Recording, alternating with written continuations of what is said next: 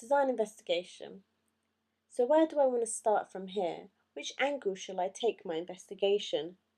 What sorts of questions do I want to ask? Should I already know all this? Therefore, I'm going to go back to my original question. Where do I start?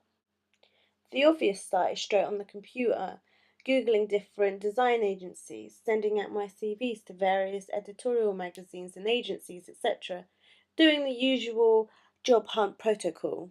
But to be honest with you, I didn't really have a clue what I was doing. I think I have to be sure of what exactly I want to do after I graduate. So who should I really be contacting? I was stuck. I didn't know where to go from here. I remember when I was younger, my teacher would ask me what I wanted to be when I grew up. That question seemed a little bit more simpler back then. It was to be a princess and to live in this big castle. A girl can dream, right? But that was back then, and this is now. I knew I wanted to establish myself as an illustrator, so what angle do I take from this point? So the design visits were organised and I was lucky enough to get myself two. I think it would help me to see what a design agency is all about, so off I went to my first visit. We got to This Is Real Art and the creative director Paul was really nice. He made us coffee and told us about all the different jobs that they were currently working on, and their workload was a lot. They're a small company, about 10 designers, and they all seem really close like a family. They're a company who bridge the gap between design and advertisement, and one really interesting way that they answer their briefs is by really understanding who their clients are and what their story is about. So was this the road I wanted to take? Could I see myself working in a design agency like this after I graduate? I felt like it was a good start. I was finally getting somewhere. So I got Paul's email address and emailed him telling him thank you for having us and attached my CV and asked him if he had any extra time to have a look at my portfolio and see if he would consider me for some work placement. Meanwhile, off I went to my next visit at MB Studios. Their talk was a little bit different. They were telling us about past projects, unlike This Is Real Art, who was telling us about current work. However, I thought it was just as inspiring. NB Studios is a branding and communications company who again work on a variety of different projects.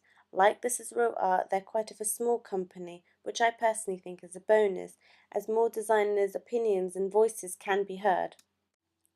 The Easter break came along, but there was no time for me to rest. I got an email from one of the designers at This Is Real Art asking me if I wanted to come in for a few days' work placement.